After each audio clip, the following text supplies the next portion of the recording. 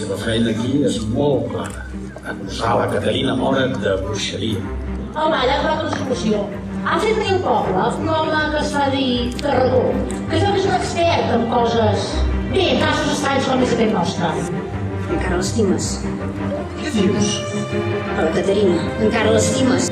És que no veig per què hem de deixar de ser amics i fer el que fèiem.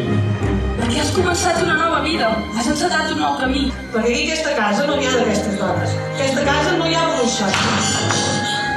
Sembla que la meva germana sospita alguna cosa.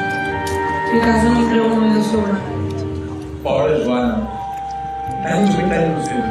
Estàs perdut, Caterina. Recorda bé el que t'he dit. Calli una vegada! Tu sí que has de callar! Et penses que m'ha molt dit?